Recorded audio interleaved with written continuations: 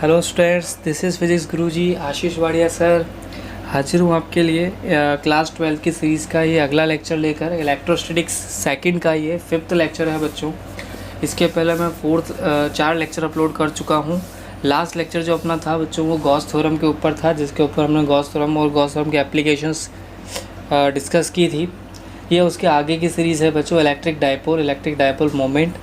Class 12th के chapter 1 का ये लास्ट टॉपिक है बच्चों बोर्ड के लिए, ठीक है। इसके बाद फिर अगला चैप्टर अपना पोटेंशियल एंड कैपेसिटेंस होगा, इलेक्ट्रिक पोटेंशियल एंड कैपेसिटेंस, वो हम इसके बाद से शुरू करेंगे। तो फिलहाल चलो टाइम वेस्ट ना करते हुए शुरू करते हैं आज के लेक्चर को। सबसे पहले हम समझते हैं बच्चों what is electric dipole. Electric dipole क्या होता है बच्चों, सबसे पहले मैं बता देता हूँ आपको। डायपोल का मतलब होता है बच्चों, यहाँ पर डाई का मतलब हो गया ड्यूअल, डाई का मतलब यहाँ पर हो गया बच्चों ड्यूअल से, ठीक है। और पोल का मतलब यहाँ पर बच्चों हो गया पोलरिटी से। किससे है, मैंने यहाँ पर पोल से मतलब मेरा है पोलरिटी से। क्लियर हुई बात? यानी कि यहाँ पर दो पोलरिटी हमें मिलेगी, एक पॉजिटिव और एक नेगेटिव। ध्यान रहे, हमें ये चीज़ ध्यान रखनी है, दोनों सेम होने चाहिए, मतलब -Q और +Q, दोनों का मैग्नीट्यूड सेम होना चाहिए और चार्जेस अपोजिट होने चाहिए, ड्यूअल पोलरिटी हमें चाहिए। तो इलेक्ट्रिक डायपोल में क्या होते हैं बच्चों, इक्वल चार्जेस होते हैं, वैल्यू उनकी सेम होती है। जैसे अगर ये 10 का है तो ये -10 का होगा, समझ रहे हो, ये 9 का है तो ये -9 का होगा, इस तरह से। तो हमारे को इक्वल और अपोजिट चार्जेस चाहिए जो कि शॉर्ट डिस्टेंस पर सेपरेट होते हैं। कितने डिस्टेंस पर सेपरेट होते हैं बच्चों, शॉर्ट डिस्टेंस पर जो सेपरेट होते हैं, मतलब हम ये जो 2a डिस्टेंस जो हम कंसिडर कर रहे हैं बच्चों, ये शॉर्ट डिस्टेंस होती है हमारी। कौन सी डिस्टेंस होती है बच्चों, ये शॉर्ट डिस्टेंस होती है, लो डिस्टेंस होती है। जैसे जनरल ये डिस्टेंस आपको मिलेगी, या तो वो आपको सेंटीमीटर में देगा या mm में देगा, ये बात ध्यान रखना। ये जो लेंथ वो देगा या तो सेंटीमीटर में देगा अपने को या mm में देगा। और कुछ बातें अपन ध्यान रखते हैं, ये हमारा सेंटर पॉइंट होता है। ये पॉइंट क्या होता है बच्चों, इसे हम ओरिजिन बोल सकते हो या सेंट्रल पॉइंट बोल सकते हो। जो भी डिस्टेंस हम मेजर करेंगे वो इसी से मेजर करेंगे, यानी कि हमें डायपोल के लिए जितने भी डिस्टेंसेस मेजर की जाती है बच्चों, इसी पॉइंट से मेजर की जाती है। ये इक्वेटर हो जाती है। इक्वेटर एक लाइन होती है जो हमारे डायपोल को दो इक्वल पार्ट में तोड़ती है। डायपोल की जो डिस्टेंस होती है उन्हें दो इक्वल पार्ट में तोड़ती है। मैंने इसको यहाँ 2a इसलिए लिया ताकि ये डिस्टेंस मेरी a हो जाए, ये डिस्टेंस भी मेरी कितनी हो जाए, a हो जाए। तो ये हमारा इक्वेटर हो जाएगा। नाम से पता लग रहा है इक्वली डिवाइड करने के लिए जो लाइन ड्रॉ की जाती है इक्वेटर होती है। ये हमारी एक्सियल लाइन है, ये हमारी एक्सियल लाइन है, समझ रहे हो, जो एक्सिस से पास होती है, ठीक है। क्लियर हुई बात? तो ये कुछ टर्म्स हमें ध्यान रखनी है बच्चों। ये हमारे इलेक्ट्रिक डायपोल से रिलेटेड टर्म्स थी। इलेक्ट्रिक डायपोल की डेफिनेशन क्या हो जाएगी, two equal and opposite charges that are separated by a short distance that is 2a। अब अपन चलते हैं बच्चों डायपोल मोमेंट पे। डायपोल मोमेंट क्या होता है बच्चों, ये प्रोडक्ट होता है चार्ज और डिस्टेंस का। यानी कि हम क्या करते हैं, जो हमारा चार्ज है और डिस्टेंस है, इन दोनों को मल्टीप्लाई करके हमें इलेक्ट्रिक डायपोल मोमेंट मिलता है, ठीक है। फॉर्मूला हमें ध्यान रखना है, फॉर्मूला हमारे काम का है। इससे हम बहुत सारे न्यूमेरिकल में भी ये काम आएगा और डेरिवेशंस में भी ये फॉर्मूला काम आएगा। तो ये फॉर्मूला हमें याद रखना है बच्चों, ये हमारे लिए काम की चीज़ है। क्लियर हुई बात? ठीक है। क्या फॉर्मूला, सीधा सा फॉर्मूला है डायपोल मोमेंट का। फॉर्मूला क्या हो जाएगा, Q × 2a। अच्छा, ये एक वेक्टर क्वांटिटी है बच्चों। कैसी क्वांटिटी है, वेक्टर, तो जाहिर सी बात है इसके बाद मैग्नीट्यूड भी होगा और डायरेक्शन भी होगी। डायरेक्शन क्या होती है बच्चों, इसकी नेगेटिव से पॉजिटिव की तरफ इसकी डायरेक्शन होती है। P से हम इसको दिखाते हैं, ठीक है। डायपोल मोमेंट को बच्चों हम किससे दिखाते हैं, P से दिखाते हैं। उसके ऊपर वेक्टर लगा देते हैं तो वो डायपोल मोमेंट हो जाता है। नेगेटिव से पॉजिटिव इसकी डायरेक्शन होती है। ऐसा यूनिट क्या हो जाएगी बच्चों, इसकी चार्ज की यूनिट हो जाएगी कुलाम और डिस्टेंस की हो जाएगी मीटर, क्योंकि यहाँ पर जो अपनी डिस्टेंस है वो मीटर में होगी, चार्ज जो है वो कुलाम में हो जाएगा। तो यूनिट जो उसकी होगी बच्चों कुलाम मीटर में आ जाएगी, जो कि हमारे लिए बहुत ज़रूरी चीज़ है। क्लियर हुई बात? डायमेंशन फॉर्मूला क्या हो जाएगा, चार्ज का फॉर्मूला हो जाएगा A1T1 और मीटर का हो जाएगा L1। तो डायमेंशन हमारी बन जाएगी बच्चों L1A1T1। क्लियर हुई बात? आगे बढ़ते हैं। इसके बाद अपन डायपोल मोमेंट, अब हमने याद करो इसके पहले जो हम इलेक्ट्रिक फील्ड जब पढ़ के आए थे अपन, तो सबसे पहले अपन इलेक्ट्रिक फील्ड कैलकुलेट करना सीखा था by using Coulomb's law. Coulomb's law को यूज़ करते हुए मैंने इलेक्ट्रिक फील्ड कैलकुलेट किया था, पहले हमने पॉइंट चार्ज के लिए कैलकुलेट किया, यानी कि दो चार्जेस के बीच में फोर्स कैलकुलेट किया। फिर मल्टीपल चार्जेस के बीच में फोर्स कैलकुलेट करने के लिए बच्चों अपन ने प्रिंसिपल ऑफ सुपरपोजिशन को यूज़ किया, ठीक है। फिर उसकी लिमिटेशंस अपन ने पढ़ी। फिर हमने गॉस थ्योरम को यूज़ करते हुए स्फीयर के लिए, सिलेंडर के लिए, वायर के लिए, शीट के लिए, सबके लिए इलेक्ट्रिक फील्ड कैलकुलेट किया। वैसे ही हमें अब इलेक्ट्रिक फील्ड कैलकुलेट करना है बच्चों डाइपोल के लिए। तो डाइपोल के लिए दो कंडीशन पॉसिबल है। पॉइंट या तो उसके एक्सिस पर हो सकता है या फिर उसके इक्वेटर पे हो सकता है, दोनों में से कहीं भी पॉइंट हमारा हो सकता है। तो मान लेते हैं ये हमारा डाइपोल है जो आपको डायग्राम में दिख रहा है। डाइपोल की कंडीशन फुलफिल कर रहा है, -q है, +q है, शॉर्ट डिस्टेंस पर सेपरेट है 2a डिस्टेंस पर। ये हमारा सेंटर हो गया O, जहाँ से हमें डिस्टेंस मेजर करनी है, दो पार्ट में डिवाइड कर देगा 2a डिस्टेंस को A और A में। मान लेते हैं हम O से x डिस्टेंस पर किसी पॉइंट P पर मुझे इलेक्ट्रिक फील्ड कैलकुलेट करना है, या मुझे इस P पॉइंट पर मुझे इलेक्ट्रिक फील्ड इंटेंसिटी कैलकुलेट करनी है बच्चों। समझ में आई बात। अब अपन क्या करते हैं, यहाँ पर हमारा रूल क्या कहता है कि जब भी हम इलेक्ट्रिक फील्ड कैलकुलेट करना चाहते हैं यहाँ पर एक टेस्ट चार्ज बिठा दो।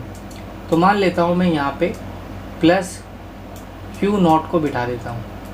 ये मेरा एक टेस्ट चार्ज है। भाई जाहिर सी बात है, हमारा तरीका यही कहता है अगर हम इलेक्ट्रिक फील्ड कैलकुलेट करना चाहते हैं तो जिस भी पॉइंट पर हमें कैलकुलेट करना है वहाँ पर क्या कर दूँ, एक टेस्ट चार्ज बिठा दूँ, यानी कि एक बलि का बकरा को बिठा देते हैं यहाँ पर।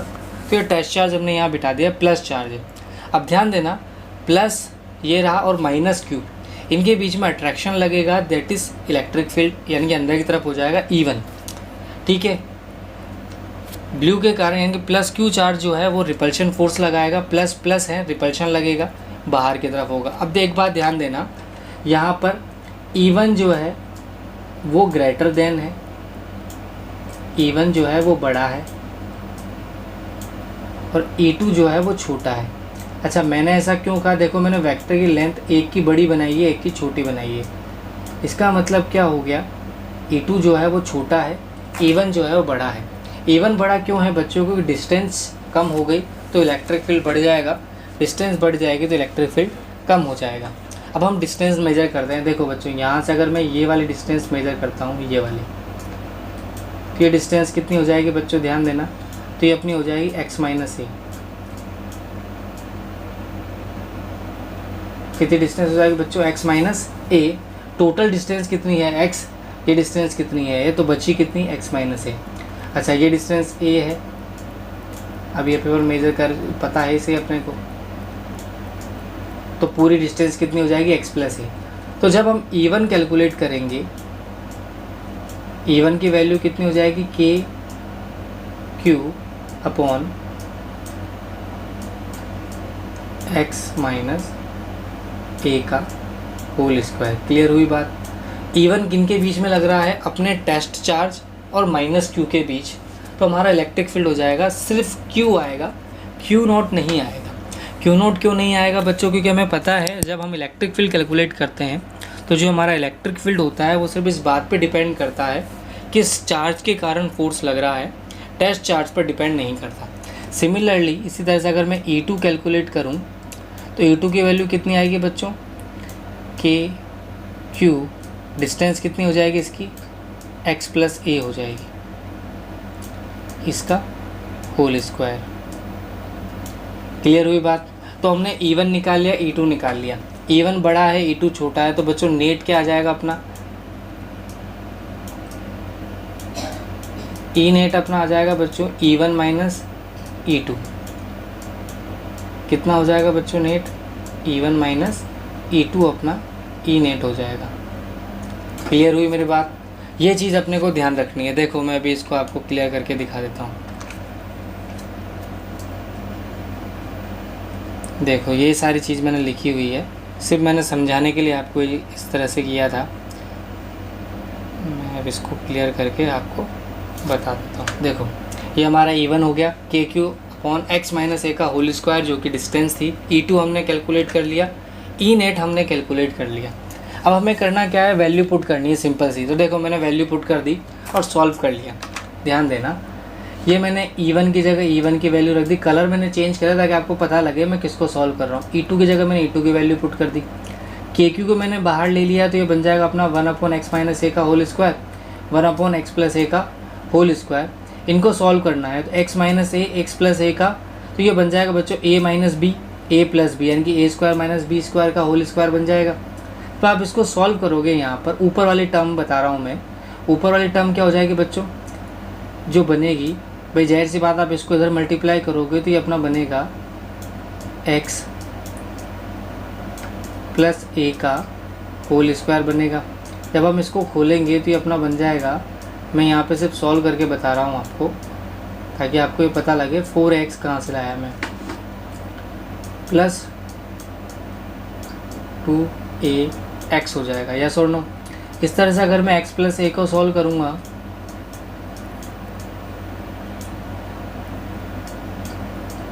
यहाँ पे माइनस आएगा क्योंकि ये माइनस है, ठीक है। और जब प्लस को सॉल्व करूँगा तो यही टर्म रहेगी एक्स स्क्वायर प्लस ए स्क्वायर प्लस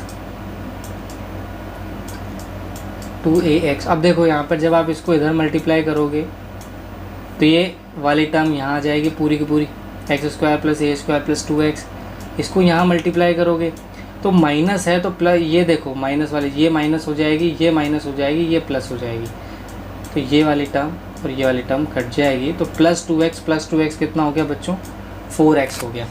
क्लियर हुई बात, ठीक है, क्लियर हुई। तो ये हमारा 4x हमारा यहाँ से आया, हमने इसको सॉल्व किया सिंपल मैथमेटिक्स से बच्चों, कोई नई चीज़ नहीं है। अब इस 4x को मैं ऐसे लिख सकता हूँ, देखो 2a इंटू 2x क्या लिखा जा सकता है, देखो q इंटू 2a हमारा कितना बन जाएगा, p बन जाएगा, k की जगह k है और ये 2x हमारा हो गया, नीचे वाली टर्म वैसी की वैसी। तो ये हमारा फॉर्मूला बन गया ई एक्सिस का। क्लियर हुई बात। हमारा मैथमेटिक्स फिजिक्स तो हमारा यहीं ख़त्म हो जाता है बच्चों, यहाँ पर फिजिक्स कंप्लीट हो गया। ये चीज़ फिजिक्स में आती है, ये मैथमेटिक्स है पूरी, ये पूरी क्या है बच्चों, ये मैथमेटिक्स है और ये हमें आती है सिंपल मैथमेटिक्स से, हमें कैलकुलेशन करनी है। अब ध्यान दो बच्चों, यहाँ पर हम एक एजप्शन लेते हैं। एजप्शन हम क्या ले रहे हैं कि जो हमारा x है, ये जो x है ये बहुत बड़ा है a के कंपेरिजन, मतलब ये इस तरह से होगा। अगर x हमें मीटर में दिया गया है तो a जो है वो mm में दिया जाए, समझ रहे हो। अगर ये सेंटीमीटर में दिया गया है तो ये mm में दिया जाएगा। तो हम कह सकते हैं कि x के रेस्पेक्ट में a जो है वो बहुत छोटा है। क्लियर हो रही है मेरी बात, समझ में आ रही है बच्चों। ये बात ध्यान रखना, अगर दोनों सेंटीमीटर में दिए गए हैं तो हम इस एजप्शन को नहीं मान सकते, तब फिर हमें ये फॉर्मूला लगाना पड़ेगा। अगर हमारा x बड़ा है a के कंपैरिजन में कि 1 सेंटीमीटर में है, 1 mm में है, 1 मीटर में है, 1 mm में है, तो हम ये एजप्शन लगा सकते हैं। तो हम क्या कर सकते हैं, a की हायर टर्म्स को नेगलेक्ट कर देंगे, तो हम इसको हटा देते हैं, a की हायर टर्म्स को नेगलेक्ट कर देते हैं। तो यहाँ पर अपना बच जाता है x की पावर 4। तो अपना आंसर बनता है बच्चों, मैं यहाँ लिख देता हूँ 2kpx अपॉन x की पावर 4 होगी, एक पावर कट जाएगी तो ये 3 बन जाएगा। तो ये अपना फॉर्मूला हो गया ई एक्सिस का, जो कि हमें याद रखना है। क्लियर हुई बच्चों मेरी बात, ठीक है, क्लियर है, डेरिवेशन समझ में आया, अच्छी बात। चलो अब इसके बाद ये हमने एक्सेल पर ध्यान रखना, फॉर्मूला हमें ध्यान रखना है बच्चों, ये फॉर्मूला हमारे काम का है, इसको ज़रूर ध्यान रखना, इसके बिना काम नहीं चलेगा, ठीक है। आगे बढ़ते हैं, अब अपन चलते हैं इक्वेटर के केस पे। तो वही हमारा डाइपोल, वही हमारा एक्सेस हो गया, वही हमारा सेंटर हो गया, वो दो डिस्टेंस को उसने डिवाइड कर दिया ए में, ठीक है बच्चों। अब देखो हमें यहाँ से वही हमारा P पॉइंट है एक्स डिस्टेंस पर, जिस पे हमें इलेक्ट्रिक फील्ड कैलकुलेट करना है। तो हम क्या करेंगे, यहाँ पर सीधी सी बात है टेस्ट चार्ज रखेंगे। अब ध्यान देना, टेस्ट चार्ज मान लेते हैं, मैंने यहाँ पर टेस्ट चार्ज कितना रखा, प्लस Q रख देता हूँ मैं, ये मेरा प्लस Q नॉट ले लेता हूँ, ये मेरा टेस्ट चार्ज हो गया। अब देखो सिंपल सी बात है, ये डिस्टेंस कितनी हो जाएगी, तो मैं बताता हूँ कैसे मैंने ये डिस्टेंस ऐसे लिखी। जाहिर सी बात है, ये एक ट्रायंगल बना, ये एंगल मान लेता हूँ मैं थीटा है, ठीक है, ये एंगल थीटा है। तो देखो ये हमारा a हो गया, ये हमारा x हो गया, तो ये डिस्टेंस हमारी कितनी आ जाएगी अकॉर्डिंग टू पाइथागोरस थ्योरम के under root a square plus X square हो जाएगा। ये वही चीज़ है। सिमिलरली अगर मैं इस वाली डिस्टेंस को लूँगा तो वो भी यही आएगी, अंडर रूट अपना कितना आ जाएगा a square plus X square. ठीक है बच्चों, ये हमारी डिस्टेंस हो जाएगी, ये एंगल हमारा कितना हो जाएगा, थीटा हो जाएगा। ध्यान देना, ये एंगल थीटा है तो ये वाला एंगल भी हमारा कितना बनने वाला है, थीटा बनने वाला है। मैं 1 मिनट में आपको क्लियर करके दिखाता हूँ इस वाली चीज़ को। देखो ये एंगल हमारा थीटा है, तो देखो ये वाला एंगल भी हमारा क्या बनेगा, थीटा बनेगा। आगे काम आएगा इसलिए ध्यान रखना। ठीक है बच्चों, अब हमें कंपोनेंट लेने हैं। तो देखो ब्लू वाले के कारण फोर्स लगेगा क्योंकि हमने प्लस लिया है, प्लस माइनस के बीच में अट्रैक्शन, अंदर की तरफ फोर्स लगा, और प्लस प्लस के बीच में रिपल्शन, ब्लू वाले पिंक वाले के कारण फोर्स, इलेक्ट्रिक फील्ड जो होगा वो बाहर की तरफ होगा। अब देखो सिंपल सी बात है, जब भी हमें इस तरह से कोई चीज़ मिलती है तो देखो बच्चों हमें क्या करना है, समझाता हूँ मैं, ध्यान देना। यहाँ से ये हमारा एक्सिस होता है, इस पर हम कंपोनेंट ले लेंगे। E2 का एक कंपोनेंट इधर चला जाएगा, ये वाला कंपोनेंट कौन सा हो जाएगा बच्चों, एक कंपोनेंट हो जाएगा जिसे हम EY कह देते हैं। इस तरह से E1 का एक कंपोनेंट इधर आ जाएगा, EX, इसको भी हम EY कह देते हैं। ये 2 वाला है, ये 1 वाला है, नाम अलग अलग करने के लिए, हालांकि बाद में कट जाएंगे। बाकी 2 कंपोनेंट इधर होंगे जिन्हें हम EX कह देते हैं दोनों के लिए, EX1 और ये अपना EX2। समझ रहे हो मेरी बात को। अब ध्यान देना, ये एंगल हमारा थीटा बना तो ये वाला एंगल भी हमारा कितना बन जाएगा बच्चों, थीटा बन जाएगा। या आप चाहो तो इसको 90 माइनस थीटा कह सकते हो। ठीक है, फिलहाल आपको सिर्फ इतनी सी बात ध्यान रखनी है कि ये जो कंपोनेंट बनेंगे अपना, वो कॉस कंपोनेंट बनेंगे। कौन सा कंपोनेंट बनेंगे बच्चों, कॉस थीटा। याद तो अपन ने वेक्टर को तोड़ना सीखा होगा, तो ये अपना कॉस थीटा हो जाएगा। अब देखो सीधी सी बात है, सबसे पहले मैं E1 E2 की वैल्यू रखता हूँ। E1 हमारे पास कितना आएगा, देखो KQ अपॉन डिस्टेंस जो थी उनके बीच में। मैं इससे 1 मिनट पहले सारे को क्लियर कर देता हूँ ताकि आपको कंफ्यूज नहीं होगा। एक साथ मैंने सारा काला काटा कुटा नहीं करना।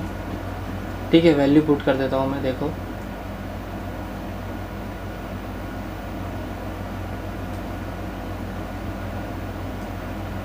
देखो दिख रहा है क्लियर। अब देखो ध्यान से, E1 की जगह मैंने E1 की वैल्यू रख दी KQ, A² प्लस X² की पावर, अंडर रूट था, स्क्वायर किया तो मैंने अंडर रूट हट गया, यानी कि हम इसको E कह देते हैं। सिमिलरली मैंने E2 निकाला, E2 भी वैल्यू वही आएगी, डिस्टेंस तो वही है E2 के लिए, E1 के लिए, दोनों डिस्टेंस सेम है बच्चों। ये वाले डिस्टेंस और ये वाले डिस्टेंस सेम है, ये और ये डिस्टेंस सेम है, तो दोनों की वैल्यू सेम आ गई, तो मैंने इसको भी E कह दिया, इसको भी E कह दिया। अब देखो नेट कितना हो जाएगा, तो देखो हमें यहाँ पे कंपोनेंट करने पड़ेंगे।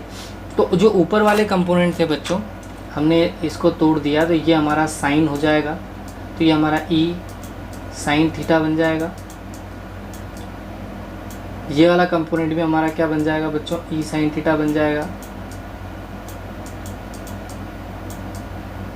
बाद में कट जाएंगे तो बचेगा कितना बच्चों, इसके कारण कितना हुआ E cos थीटा, इसके कारण भी कितना हुआ E cos थीटा, रिजल्टेंट कितना आ गया 2E cos theta. cos theta कहाँ से निकालेंगे, इस ट्राइंगल से निकाल लेंगे। ये ट्राइंगल है तो बच्चों ये अपना परपेंडिकुलर हो जाएगा, ये x जो है अपना परपेंडिकुलर हो जाएगा, ये अपना बेस हो जाएगा और ये अपना हाइपोथेसिस हो जाएगा। तो अपना cos क्या होता है बच्चों, B/h, तो b की जगह b की वैल्यू रख दी, h की जगह h की वैल्यू रख दी, cos थीटा आ गया। मुझे cos मिल गया, मुझे E मिल गया। अब क्या है, सॉल्व करना है और आंसर निकालना है। फिजिक्स यहाँ अपनी कंप्लीट होती है, इसके बाद से अपने को सॉल्व करना है। देखो E की जगह मैंने E की वैल्यू रख दी, ये मैंने E की जगह E की वैल्यू रख दी, cos थीटा की जगह मैंने cos थीटा की वैल्यू रख दी। देखो यहाँ पर Q2A, क्या ये P बन जाएगा, K की जगह K, ये पावर 1 है, ये पावर 1/2 है, तो मिलकर कितनी हो गई 3/2। ये हमारा फॉर्मूला बन गया, समझ रहे हो। वही अगर हम एजप्शन लेते हैं तो हम A को नेगलेक्ट कर देंगे तो ये हट जाएगा, तो 2 से 2 कट जाएगा, तो बचा कितना क्यूब, तो ये हमारा आंसर आ जाएगा। E इक्वेटर हमारे पास निकल कर आया। अगर हम दोनों को कंपेयर करें तो हमारा जो एक्सिस था वो 2kp/x³ था। अगर मैं E एक्सिस यहाँ लिखता हूँ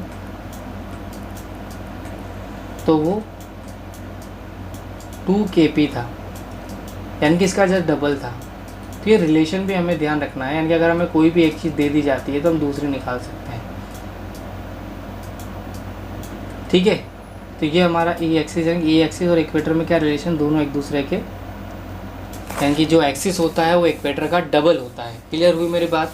तो अपन ने एक्सिस पे भी इलेक्ट्रिक फील्ड इंटेंसिटी कैलकुलेट की, इक्वेटर भी इलेक्ट्रिक फील्ड इंटेंसिटी अपन ने कैलकुलेट की है। अब आगे बढ़ते हैं, चलो इसके बाद अपन बात करते हैं वर्क डन, यानी टॉर्क कितना प्रोड्यूस होता है। अगर मैं एक डाइपोल को इलेक्ट्रिक फील्ड में रख देता हूँ, एक मतलब ये हमारा डाइपोल है, जैसा आपको दिख रहा होगा डायग्राम में, ये हमारा डाइपोल है, ये रहा, ये हमारा डाइपोल है। ठीक है, इसे मैंने एक एक्सटर्नल इलेक्ट्रिक फील्ड में रख दिया जिसकी वैल्यू कितनी है, ई है। जैसे ही आप इसको डाइपोल में रखोगे, ध्यान रहे अगर ये डाइपोल में इलेक्ट्रिक फील्ड में इस तरह से, यानी कि हमारा डाइपोल जो है, यानी कि पी जो है वो इस तरह से है।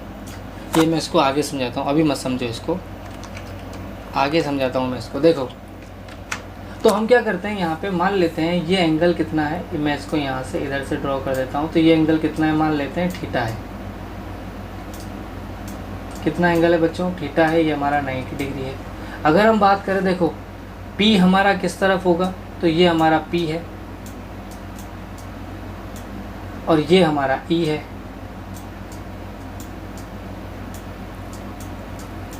तो P और E के बीच में एंगल कितना बन रहा है, थीटा बन रहा है। ठीक है, समझ में आ रही बात। अब हमें टॉर्क कैलकुलेट करना है। यहाँ ये किसी एंगल पर रखा हुआ है, क्यों रखा, जैसे आप इसको किसी एंगल पर रखोगे इलेक्ट्रिक फील्ड में, जैसे ही आप चार्ज को रखोगे तो भैया जैसे आप चार्ज, यानी कि प्लस क्यू चार्ज है, ये इलेक्ट्रिक फील्ड में जाएगा तो इसके ऊपर फोर्स लगेगा जो कि इस डायरेक्शन में होगा। कितना फोर्स लगेगा, क्यू ई। कहाँ से निकाला, याद करो, अपन ने फोर्स पढ़ा था, फोर्स का जो हमारा इलेक्ट्रिक फील्ड था क्या, वो एफ बाई क्यू था। तो यहाँ से अगर मैं एफ निकालूंगा तो क्यू ई बन जाएगा। प्लस चार्ज है तो इलेक्ट्रिक फील्ड की डायरेक्शन में लगेगा, माइनस चार्ज है तो इलेक्ट्रिक फील्ड की अपोजिट डायरेक्शन में लगेगा। बच्चों ये बात हमें ध्यान रखनी है, प्लस चार्ज है तो इलेक्ट्रिक फील्ड की डायरेक्शन में होगा, माइनस चार्ज है बच्चों तो इलेक्ट्रिक फील्ड की अपोजिट डायरेक्शन में वो फोर्स हो जाएगा। क्लियर हुई मेरी बात। ठीक है, अब ये बात अपने को ध्यान रखनी है। तो इसमें दो फोर्स लगे, ठीक है, एक क्यू ई और एक, अब देखो ये दोनों फोर्स ये क्या करेंगे, उसको घुमाने का काम करेंगे। जाहिर सी बात है, ये क्या करेंगे, इसको इस तरह से घुमाने की कोशिश, सीधा करने की कोशिश करेंगे। ठीक है, अब फोर्स लगा है तो हमारे पास टॉर्क जनरेट होगा। फोर्स अगर परपेंडिकुलर होता है बच्चों तो वो टॉर्क जनरेट करता है। तो यहाँ पर टॉर्क का फॉर्मूला क्या होता है बच्चों, फोर्स इंटू परपेंडिकुलर डिस्टेंस हमारा टॉर्क का फॉर्मूला होता है। फोर्स की जगह फोर्स की वैल्यू रख दी क्यू ई, और जो हमारी परपेंडिकुलर डिस्टेंस है 2a, ये 2a कैसे बनी बच्चों, मैं बता देता हूँ। यहाँ पर देखो ये एंगल हमारा कितना हो गया, थीटा हो गया। तो ये वाली साइड हमारी परपेंडिकुलर हो गई, ये वाली साइड हमारी बेस हो गई, ये वाली साइड हमारी हाइपोटेन्यूस हो गई। अब देखो हम यहाँ से सॉल्व करें, अगर मैं साइन थीटा निकालना चाहूँ, मुझे रिलेशन किस किस में चाहिए, मुझे इसमें और इसमें रिलेशन चाहिए। तो यहाँ पर साइन थीटा हमारा हो जाएगा L बाई एच, यानी कि सॉरी P बाई एच। ठीक है, P की जगह P की वैल्यू रख देंगे यहाँ पर, तो ये अपना हो जाएगा P, तो क्या अपने को कैलकुलेट करना ही है, तो ये हो जाएगा H इन साइन थीटा। P की वैल्यू कितनी आ जाएगी बच्चों, H साइन थीटा, तो H की जगह मैंने H की वैल्यू रख दी साइन थीटा। तो ये हमारी परपेंडिकुलर डिस्टेंस हो गई, ये हमारा फोर्स हो गया। बच्चों देखो Q इंटू 2a हमारा कितना बन जाएगा, P बन जाएगा। तो हमारा टॉर्क निकल कर आया P ई साइन थीटा। अगर हम इसको साइन थीटा हटाएंगे तो क्रॉस प्रोडक्ट बन जाएगा। यहाँ पर थीटा क्या है बच्चों, P और E के बीच में एंगल। अभी अभी मैं बता चुका हूँ, P हमारा किस तरफ था, इस तरफ हमारा P है और इस तरफ हमारा E है, और ये हमारा एंगल है। तो टॉर्क का फॉर्मूला क्या हो गया बच्चों, P ई साइन थीटा, फॉर्मूला ध्यान रखना। अच्छा, अगर मुझसे पूछे टॉर्क मैक्सिमम कब होगा, मैक्सिमम वैल्यू कितनी हो सकती है टॉर्क की, भैया साइन की मैक्सिमम वैल्यू कितनी हो सकती है, P ई। कब, जब थीटा कितना हो जाएगा, भाई साइन की मैक्सिमम वैल्यू कितनी होती है, थीटा कितना होना चाहिए, इसके लिए 90 डिग्री होना चाहिए। अगर थीटा 90 डिग्री होगा तो हमारा जो टॉर्क है वो मैक्सिमम होगा। मिनिमम कब होगा, 0 पे। या 180 पे। तो जब मिनिमम कितना हो जाएगा, सॉरी 0 हो जाएगा।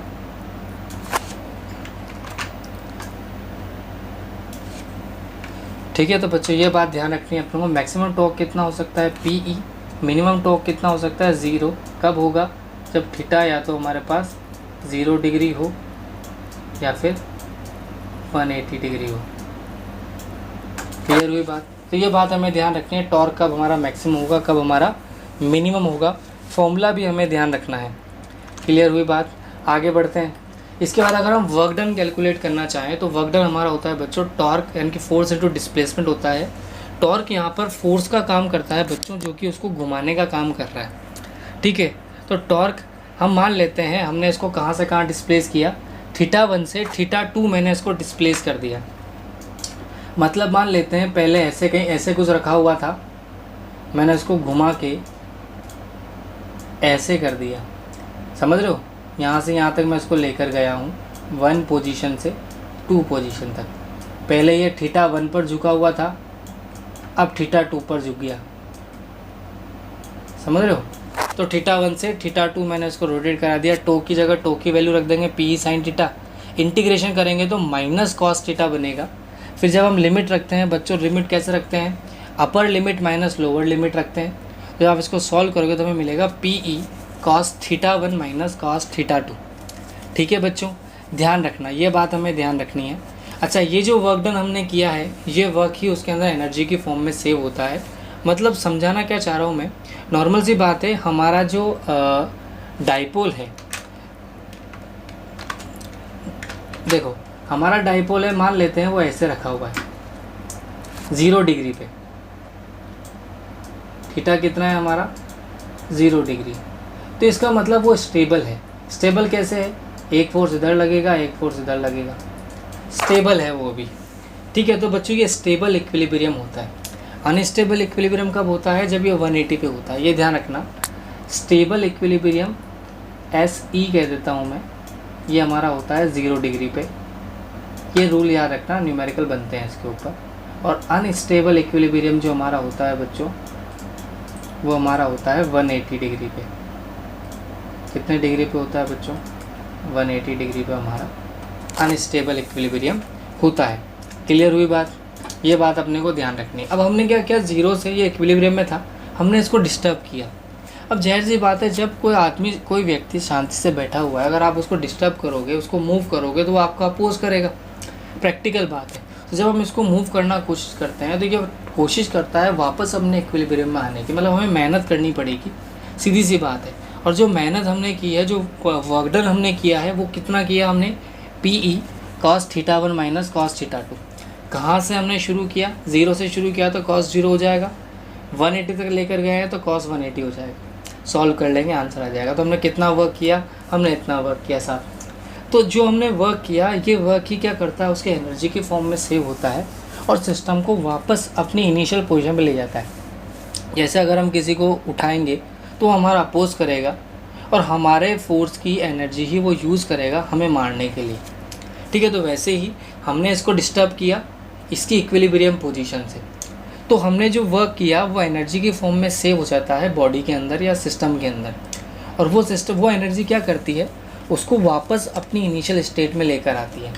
तो यहाँ पर ये जो पोटेंशियल एनर्जी है, यानी कि जो वर्क डन है, यही हमारे एनर्जी का कोएफिशिएंट भी होगा, यानी कि यही हमारी एनर्जी भी होगी। क्लियर हुई मेरी बात, समझ में आई बच्चों। ठीक है, ये बात अपने को ध्यान रखनी है। अब देखो कुछ न्यूमेरिकल मैं इसके करवाता हूँ आपको। क्लियर हुआ, कंसेप्ट समझ में आया। अब देखो इसके अपन कुछ न्यूमेरिकल करते हैं।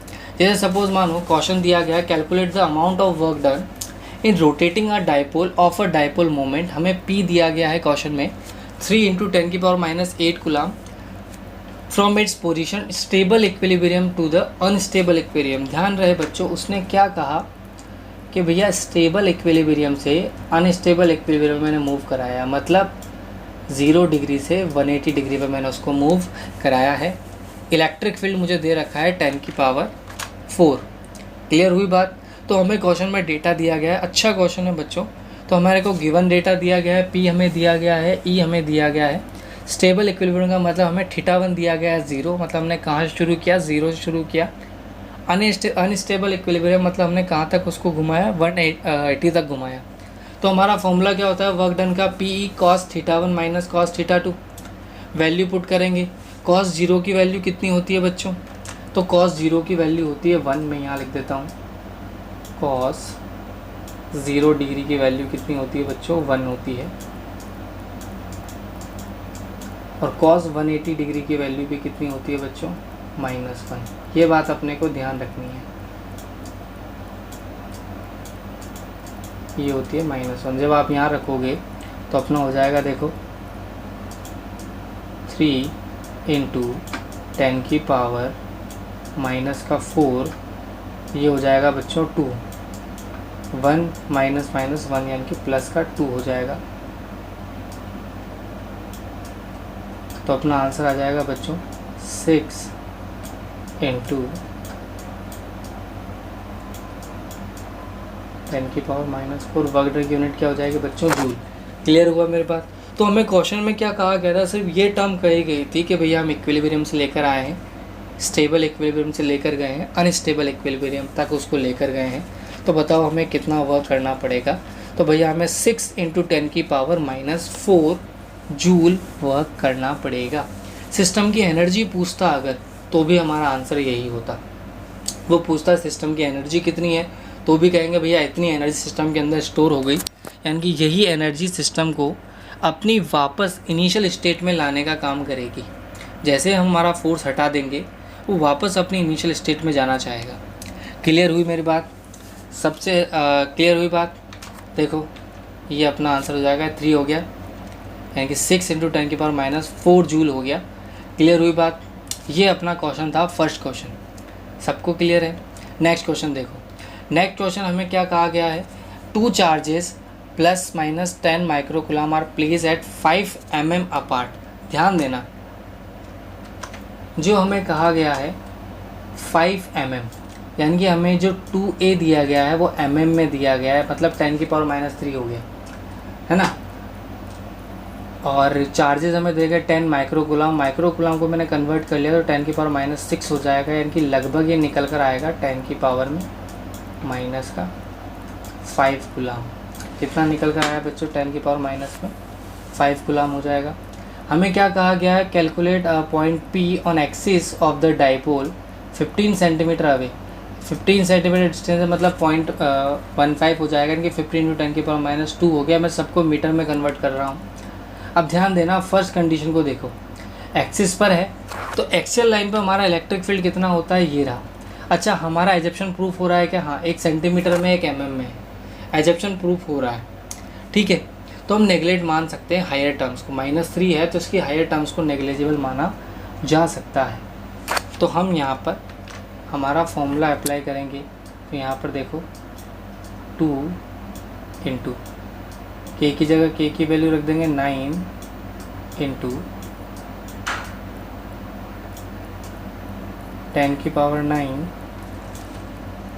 p की जगह p की वैल्यू हमें निकालनी पड़ेगी। p की वैल्यू कैसे निकालेंगे, q × 2a कर दो, तो इन दोनों को मल्टीप्लाई कर दो तो हमें p मिल जाएगा। अगर मैं इन दोनों को मल्टीप्लाई कर देता हूँ तो मुझे p मिल जाएगा, जो कि कितना आएगा, 10 की पावर -5, 10 की पावर -3 × 5। तो मैं सीधा लिख देता हूँ यहाँ पे 5 × 10 की पावर -8, ठीक है। नीचे हमारा x³ हो जाएगा, x कितना अपना 15 है, तो मैं 15 × 15 × 15 कर देता हूँ।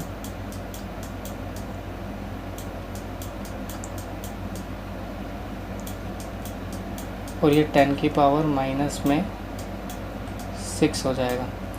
अब देखो यहाँ से यहाँ तक जब आप काटोगे तो 5 से कट जाएगा 3 टाइम, 3 से ये कट जाएगा 3 टाइम, 3 से ये कट जाएगा 5 टाइम, ठीक है। और कुछ नहीं कटने वाला।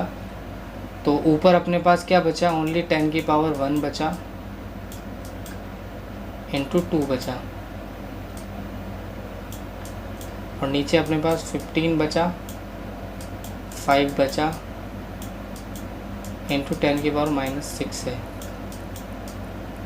ऊपर जाएगा 10 की पावर 7 हो जाएगा। ये लगभग जो भी आंसर आएगा 10 की पावर 7 में आएगा। सॉल्व कर लेना बाकी आप 10 की पावर 7 के करीब कुछ आंसर आपको मिलने वाला है।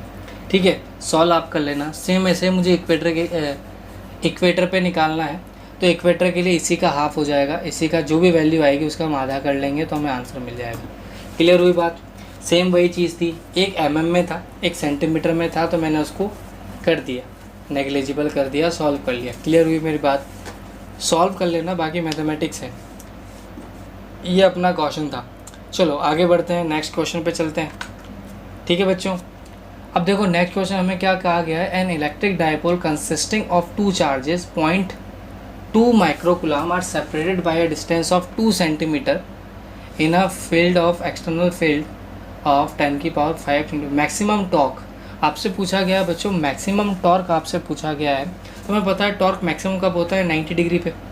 तो 90 डिग्री पे हमारा टॉर्क कितना होता है बच्चों, PE होता है। साइन थीटा की वैल्यू कितनी हो जाती है, 1 हो जाती है। तो टॉर्क हमारा हो जाता है PE।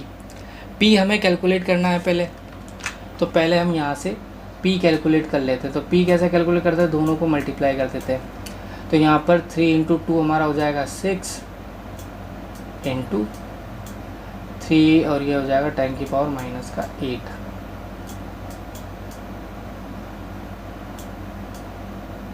Coulomb metre. ठीक है, अब हमें P दिया गया है, E दिया गया है। अब हमें टॉर्क निकालना है, तो टॉर्क हमारा हो जाएगा 6 × 10 की पावर -8 है, 10 की पावर 5 है, तो करीब बचेगा अपने पास 10 की पावर -3।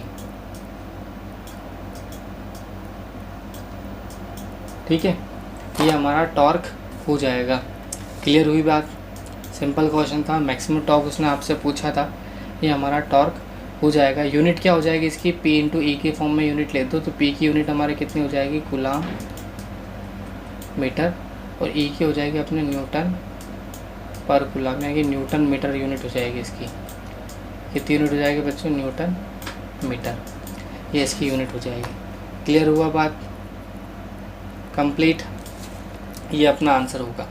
चलिए आगे बढ़ते हैं। ठीक है बच्चों, आगे बढ़ते हैं। लास्ट क्वेश्चन इसका, 2 charges + 10 microcoulomb -10 microcoulomb are held 2 centimetre apart. अब देखो बच्चों, यहाँ पर क्वेश्चन में जो हमें कहा गया है, डिस्टेंस देखना आप, ये भी सेंटीमीटर में दे रखी है, ये भी सेंटीमीटर में दे रखी है, और इक्वेटोरियल लाइन पे। ठीक है, अब देखो दोनों सेंटीमीटर में, तो आप नेग्लिजिबल नहीं कर सकते, तो हम जो फॉर्मूला है वो डायरेक्ट यूज़ ना करके हमें ये वाला फॉर्मूला यूज़ करना पड़ेगा। सबसे पहले P कैलकुलेट कर लेते हैं। P कैलकुलेट कैसे करेंगे, यहाँ पर 10 × 2 यानी कि 20 हो जाएगा, इंटू 10 की पावर -8 यानी कि लगभग आ जाएगा 2 × 10 की पावर -7। ये हमारा कूलम मीटर, ये हमारा P आ जाएगा। अब हमें फॉर्मूले में वैल्यू पुट करनी है और सॉल्व करना है। ध्यान रहे, इस बार अपने को कन्वर्ट करना पड़ेगा, ये वैल्यू रखनी पड़ेगी। थोड़ा टिपिकल हो गया, पर ठीक है, सॉल्व कर लेंगे इसको। तो मैं डायरेक्ट सॉल्व कर रहा हूँ। 9 × 2 × 10 की पावर 9 और 7, तो बचेगा अपना 2, 10 की पावर 2 बच जाएगा ऊपर। नीचे अपना बच जाएगा, A² करोगे आप, तो A कितना आ जाएगा 1, यानी कि 10 की पावर -2, तो यहाँ पर आ जाएगा 10 की पावर -4। भाई ये 2 है अपने पास, 2 है 2 सेंटीमीटर, तो ये कितना हो जाएगा 1 सेंटीमीटर, यानी 10 की पावर -2। स्क्वायर करूँगा तो 10 की पावर -4 हो जाएगा, प्लस ये अपना हो जाएगा 50 सेंटीमीटर यानी कि 0.5। तो इसको मैं लिख सकता हूँ 0.5 × 0.5, फिर इसका होल स्क्वायर। अब जनरली अपने उसको सॉल्व करना है, तो 5 5 25 हो जाएगा इंटू, तो 10 की पावर -2, 25 × 10 की पावर -2 हो जाएगा ये। ठीक है, फिर इसको A+B के होल स्क्वायर से खोलना पड़ेगा। इसको सॉल्व कर लें बच्चों, आंसर आ जाएगा, जो भी आएगा इसका आंसर सॉल्व करना पड़ेगा इसको। ठीक है, तो सीधा सीधा अपन को इसको सॉल्व करना है और आंसर निकालना है। ठीक है बच्चों, तो मेरा काम सिर्फ इतना सा था, फिजिक्स है बाकी, तो फिजिक्स तो सिर्फ इतनी सी थी, क्वेश्चन के अकॉर्डिंग जो हमने सॉल्व किया। इसका जो भी आंसर होगा वो अपन सॉल्व कर लेंगे। ठीक है बच्चों, तो ये अपना इलेक्ट्रिक डाइपोल का सेशन कंप्लीट होता है यहाँ पे, और यहाँ पर अपना फर्स्ट चैप्टर भी कंप्लीट होता है। इलेक्ट्रिक चार्जेस एंड फील्ड का जो फर्स्ट चैप्टर है बच्चों यहाँ पर कंप्लीट होता है। अगले लेक्चर में, एक लेक्चर में इसके ऊपर और लेकर आऊँगा, इसमें अपन लास्ट ईयर की प्रॉब्लम्स करेंगे नीट की। ठीक है बच्चों, तो जो नीट में जो जो इम्पोर्टेंट क्वेश्चन होंगे वो अपन अगले लेक्चर में डिस्कस करने वाले हैं। थैंक यू बच्चों।